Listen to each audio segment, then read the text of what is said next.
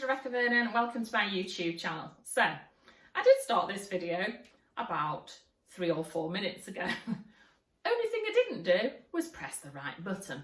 I pressed to take a photograph. Oh my goodness. Sometimes just absolutely unreal. So, I'll start again. So, start by lining the tin.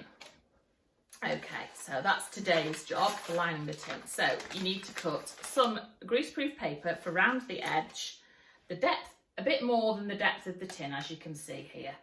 And then you fold in about 1 inch along the bottom. So you're going to do it slightly more than the depth of the tin and then 1 inch for the bottom. And then you cut up about every inch for about 1 inch so that you've got little slices out of it. So there you can see, hopefully you can see the little, can you see there? Yeah, okay. So what you do is you grease the tin and then you place that in the bottom,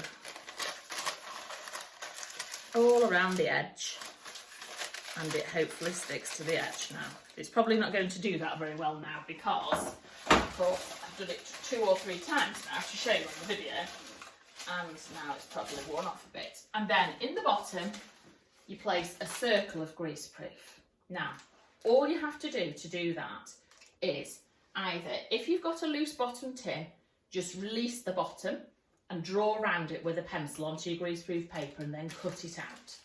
If not, you can just put the whole tin on and draw around the base and then cut it out. So in the bottom of it, you want a sheet of brown paper, the same. So you do the same with that and you put that into the bottom of the tin. That's just to stop it from getting a burnt bottom. And then you place to the brown paper first, then the greaseproof. Okay, and then you've got the greaseproof around the edge, and then we're going to put brown paper all the way around the side and tie that with string. I haven't done that yet, but because I'm trying to get the cake made. So in this bowl, this isn't my normal baking bowl, by the way. This is just, you really need a really big bowl for this. So in this bowl, I have put 8 ounces of soft brown sugar and 8 ounces of stalk margarine. Now, I was unable to get the block, but I've got the tub. So it will be fine, whichever one you use, or just any margarine that's suitable for baking. So put that in, and I've mixed that up with just a simple mixer like this, but you can just use a wooden spoon. That is absolutely fine. It won't be a problem. Then I've put in 4 eggs, which I've just whisked with a fork in a jug. And then I have sieved out 9 ounces of plain flour. And I'm just starting to fold that through. So folding is going round the edge and then flipping it over through the middle. Fold and flip it through the middle. Okay. So let me just do that. It's easier if I've got it down on the surface. Okay. Just so it's just mixed together, and that helps to keep the air in it. Okay. Now, just let me stress, I am not a professional baker in any way, shape or form. All I do is do baking for my family at home. And sometimes it's a success and other times it isn't. I can't say that I've ever had a problem with a Christmas cake, except for the year when my oven wasn't doing the temperature correctly. But all I did was put it back in and it carried on cooking. So not a problem. Right, so that's what the mixture looks like when you've got it to that stage. Okay. I hope we've not got the light wrong here. And you can see it's perhaps a little bit bright, maybe. Okay, so let me just see. Maybe I'll turn those lights on. Is that better? Let's have a look. Yeah, that's probably better actually. Yeah, you can probably see that better. Okay, so, right. Next, what I'm going to do is put in the mixed spice. Right, for anybody, I know there's lots of people out there who probably know what this is, but this is just in case you don't. So mixed spice, this one's from Tesco's and it's a ground spice. You find it with the herbs and the spices. Okay, so just 1 teaspoon. Yeah, 1 teaspoon, am I doing right? Yeah, 1 teaspoon. Okay, just chuck that in. You don't need to mix that in for the minute. You'll do that in a second. Okay, and then, what else are we going to add? 1.5 tablespoons of black treacle. Right, now, this is a tablespoon. Tablespoon is bigger than a dessert spoon. That was given to me by my nana, who unfortunately passed away 5 years ago. But she gave it to me when I first set up home. And she would have been 99 this year. So, okay, so we're going to have 1.5 tablespoons of black treacle. So that's the black treacle. Okay, so you're just going to plop that in. Just let it run off the spoon until as much has gone as possible. Okay. Now, if you want, you can help it along by using the spoon or another thing to scrape it off. And I don't want to use that really because I don't want it to end up with cake mixture going back in there. I do have a spatula, but that's got something else on it. Right, okay. And then another half. So don't fill the spoon so much this time. Don't worry if you can't be very accurate with it. I won't worry about it. It'll just make it go stickier and darker. So let it run off as much as you can. And every year I buy this black treacle in case I get to the stage where I'm making the cake and I haven't got the black treacle, and every year I've always got plenty of it. I always think, oh my goodness, I'm going to run out of this stuff. Right, okay, so that's dripping off the spoon there nicely. I'm just using the spoon to help it along. Okay, give it a good scrape.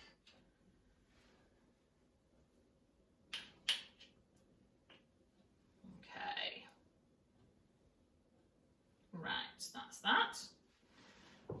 Okay, so the next thing, you can give that a stir through if you want now.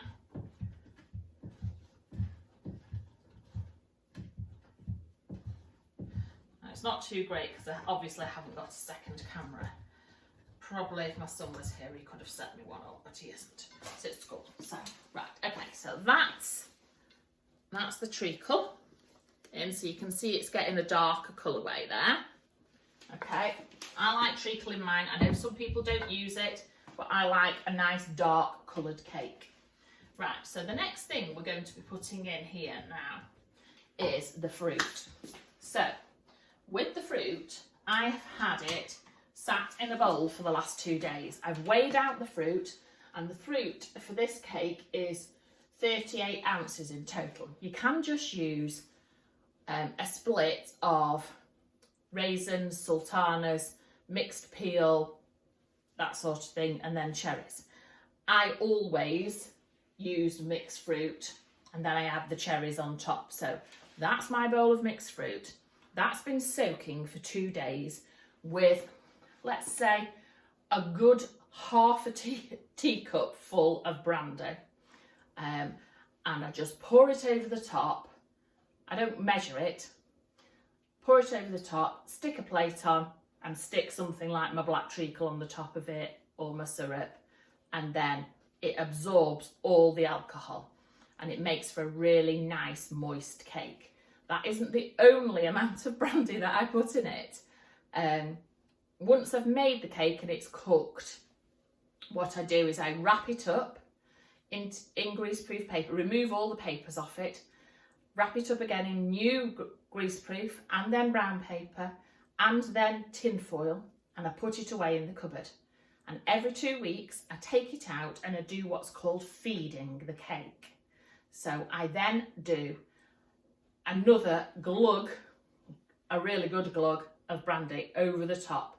And you'll notice that when you've baked the cake, you have little holes in it and the brandy will just run through the cake.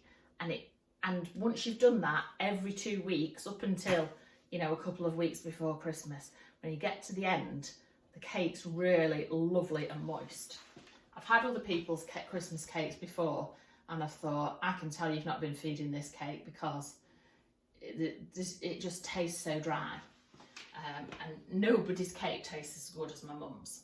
So, okay, so we're just going to pour all that mixed fruit in there. Now you can see in the bowl there residues of the brandy in the bottom. So I'm just going to make sure that all of that is out. I don't want to leave any of it behind. Okay. Right, now it becomes more difficult to do this now because you've got all the fruit and all the cherries, and you're also going to add the last thing that you're going to add is the chopped nuts. Now you need about 3 ounces of chopped nuts, so I'm just going to sprinkle a load in. Okay.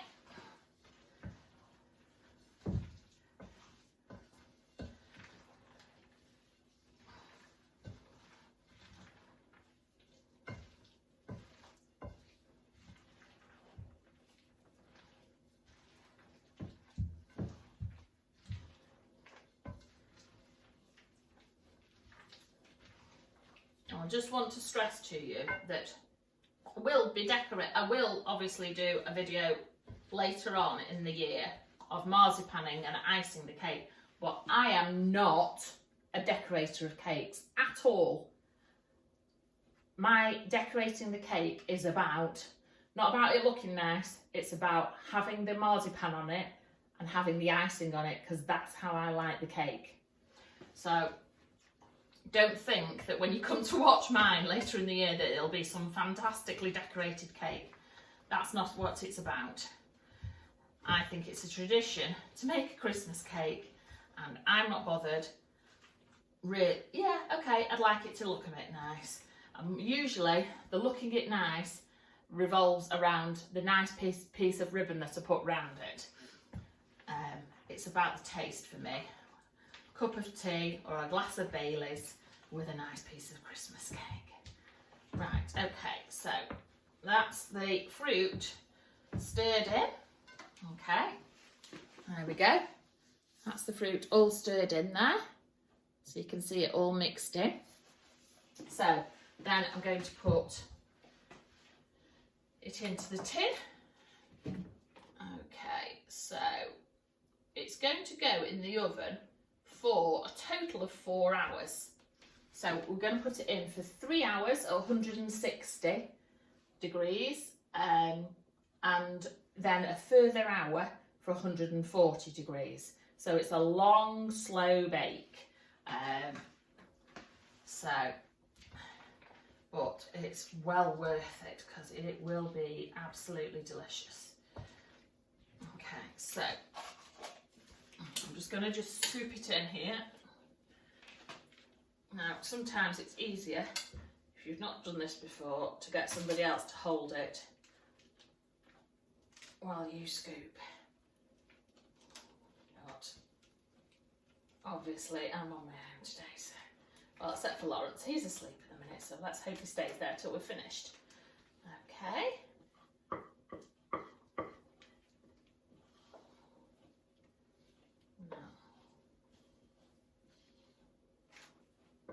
Now, with a fruit cake, you really don't want to get too much of this mixture, there's no fruit in it, from round the bowl at the end, because then you'll be left with cake that hasn't got any fruit in it that you then put on the top. So that's why then you end up with no fruit on your top layer. Right, okay, so you want to give it a good push down and round, turning the tin as you go. And round. What you want to do is a little bit of a depression in the middle. Probably about 3 or 4 inches just in the centre of the cake. That will help to stop the middle of it rising up. So flatten it out, but then just do a little depression. It doesn't have to be very deep. You're probably talking of only about 1/4 of an inch to 1 centimetre, something like that, of depth to the depression in the middle. Okay. Oh gosh, just how gorgeous is that? The smell of it is just divine. And usually when I make 2 or 3 Christmas cakes, I actually can go through, beautiful, a bottle of brandy with the feeding of it and with the soaking of the fruit first. So that's why I don't buy an expensive brandy. I always buy a cheap brandy. Right, okay.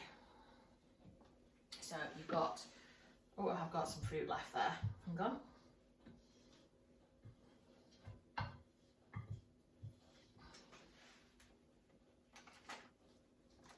A little hole at that side there, I'll just fill that in.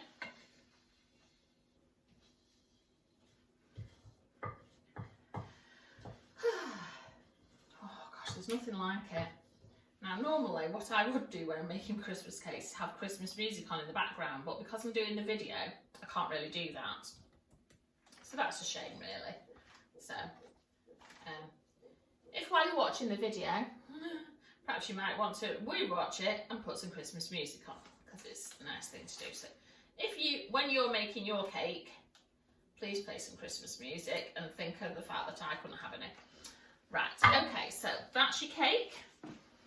It's already made. So what we're going to do is put the brown paper all the way around the side. And let me show you.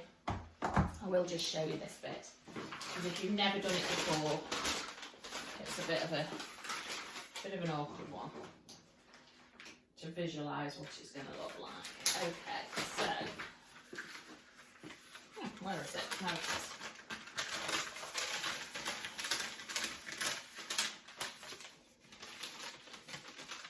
Right, so your brown paper is going to stand up around the cake. Now it doesn't quite need to stand that high up,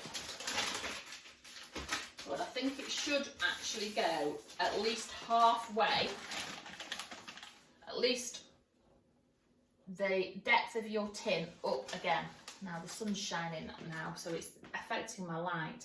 So it needs to stand at least half up round there, and then you tie it round with string. Okay. Now, do I put greaseproof on first? Yes, I do. Greaseproof round the outside, then brown paper.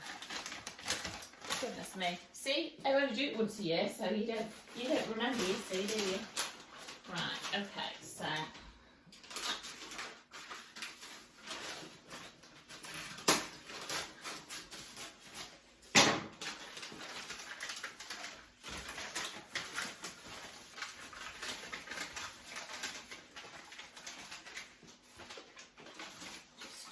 you can just tuck, if you have to have 2 pieces, you can just tuck it in.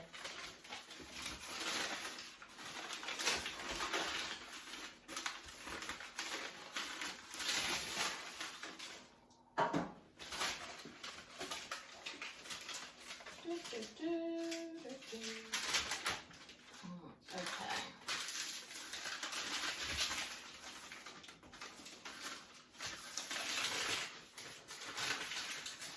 Right, so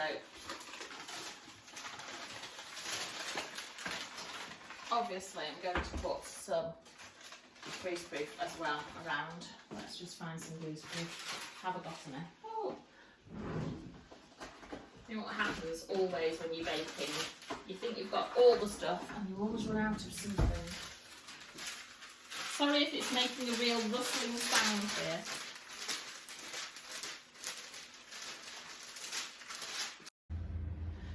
Sorry about that, that's my daughter. She phoned this morning when I tried to video it as well. Anyway, so Right, so I'm just mixing in the fruit and the cherries and the nuts here. Now, this becomes a harder situation now. So it's harder to mix. You can't use your mixer. Definitely can't use your mixer. You need a bit of muscle in this. And you're just combining the mixture, getting the fruit through the mixture and the nuts and the cherries. And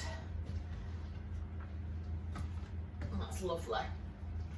Right, okay, so there we go. Oh, by the way, this is not my mixing bowl. This is just a bowl that I use out on the dining room table. Sometimes I've kept fruit in it, but you need a really big bowl to mix this. So often your mixing bowl isn't big enough. Right, so I'm going to scoop the Christmas cake into the tin. Okay. And I'll show you. I'm just going to keep scraping it in. Now, my advice to you on this is that put it in and, you know, get all the fruit out. But once you've got the fruit in, do not scrape the mixture from round the bowl, because you will be left with cake that doesn't have mixture in. That part of the cake will not actually have any fruit in, and then you will end up with no fruit on the top. So you just want to make sure you've got all the fruit out. Right, okay, and then so I'm just going to just press the mixture down into the tin. Okay,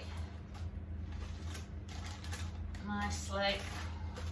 Okay, right, now what you want to do is just do a little indentation into the middle. Just, I would call it, my mum would call it a little well in the middle.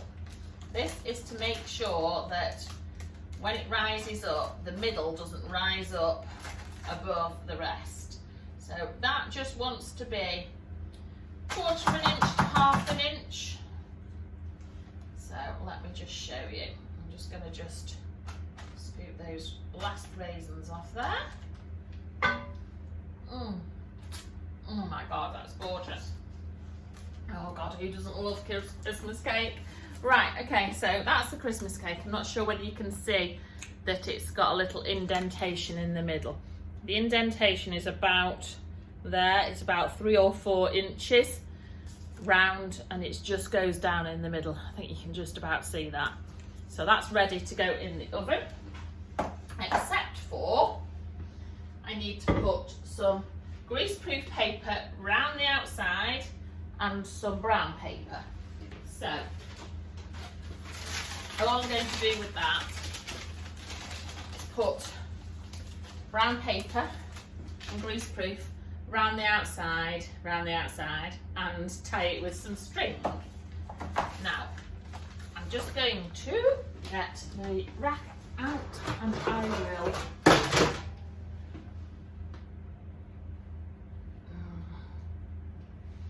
just going to get the rack out. I'm just going to show you the other cake. Now it's had 3 hours, this one, and it's got another hour to go. So there we go, that's the cake as it's cooking. So that's how it goes into the oven, with the string round and the paper. And there's the cake, it's nearly cooked. It's probably getting a little bit brown on the top now. That's been turned down to 140. And I'll just put a little bit of brown paper on the top, in the centre, which will just stop it from getting too brown in the middle. But as I say, having the brown paper all the way round the side actually really helps. Okay, so that's ready for that one. So that's the Christmas cake. Going to go in the oven. I usually like to have Christmas music playing when I'm making the Christmas cake. I know that might sound early because it is only October, but I I do try to make my cakes in September. I'm a little bit late this year, but never mind. When I take the cake out of the oven, I let it cool for about an hour, and then I take off the paper and the tin. And when I've done that, what I actually do is I wrap it up in new, fresh, greaseproof paper, and then we wrap it up in tin foil, and then I put it away in the cupboard. I put it away for about 2 weeks, and then after 2 weeks I take it out, I unwrap it, and I pour over probably about another 1/4 cup of brandy, and I let that soak into it, wrap it up again, and put it away again for another 2 weeks, and just keep repeating that. So I probably do it two or three times before Christmas, and then I probably wouldn't feed it again in December. So yeah, I'll probably do that 2, 3, maybe 4 times. It depends on how many times I remember to do it, to be honest. And then obviously we're going to do marzipan and icing on the top afterwards. So I'm not a major decorator of cakes. In fact, I'm really rubbish at it. But I will show you how to do marzipan on the cakes. There's 2 different ways, so I will show you how to do that, and I will also show you how to put icing on. I think probably, I'm not a great lover of fondant icing. I would actually rather have royal icing. And royal icing, although it's harder to make because you have to make it yourself as opposed to buying fondant, it's probably easier to put on. So I am going to show you how to make royal icing, and then we can put that on, and you can just make really easy little peaks and maybe get yourself some little snowmen or Father Christmases or whatever to pop in the top, and some ribbon around the sides. So that'll be a video that I do nearer the time. It probably won't be until about the 2nd week in December,